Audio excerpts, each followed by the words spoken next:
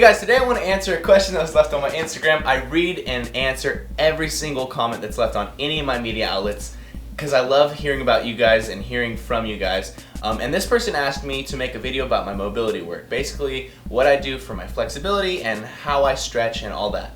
So first I have to define two different types of stretching. There is dynamic stretching and there's static stretching. Now dynamic means that you're always in motion. You're never holding the stretch. And static stretching means that you're holding, like the traditional, stretch that you see people doing at the gym. You should never ever do static stretches before you lift. Now, when you do a static stretch, you're elongating the muscle fibers and they are adjusting to a new length. This is called plastic deformation. Your muscles are becoming longer, which is good. That's what causes them to be more flexible and you to have more flexibility.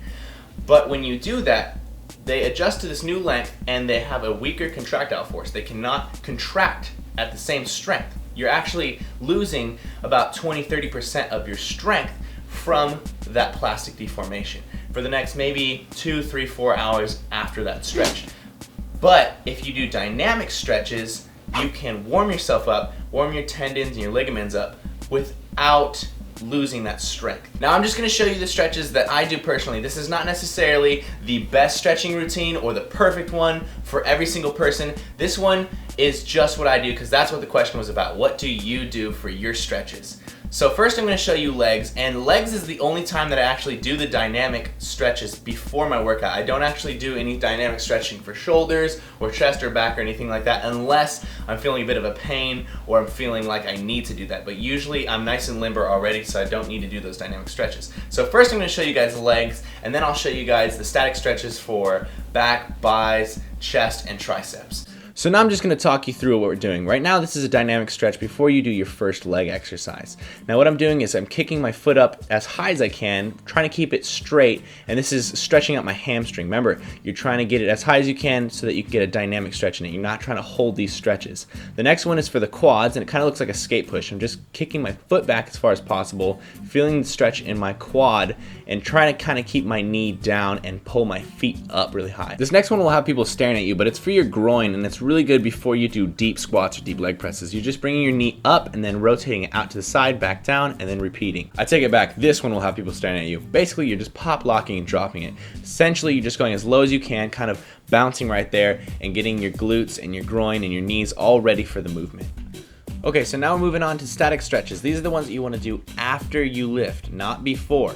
So this first one we're doing is called a Hollywood, or at least that's what soccer players call it. And this one's going to stretch out your glute and a little bit of your iliotibial tract, your IT band is what people call it. So you're going to put your heel as high up your hip as you can on the opposite side, and you're just going to push your knee back diagonally away from your body. This is going to feel it right in your glutes, and if you can't feel it in your glutes, then you should adjust it until you can. This next one is hamstrings, as everyone knows. You're just reaching forward towards your heel, trying to keep your knee relatively straight, but just a little bit of a bend. This one is something that I like for hamstrings, but not everyone does. You spread your legs out just enough, a little bit narrower than a full split, and then you reach to the opposite side and you'll feel that stretch in whatever side you aren't leaning. Now this one is for your quads. What you're going to do is you're going to keep your knee directly below your hips, and you're going to pull your foot up as high as you can. You can also do it across your body by using the opposite hand and the opposite leg. Now this one's going to help with your mobility on squats. This one stretches your iliotibial tract, which goes from your hips down to your knee. You're just going to take your leg, put it across your body, and pull your heel up towards your face. It's going to really freaking hurt. Now we're hitting them triceps. You're going to grab a plate. You can use whatever you want. I usually use a 35 when I do this. And you're just going to put it up behind your back just like so.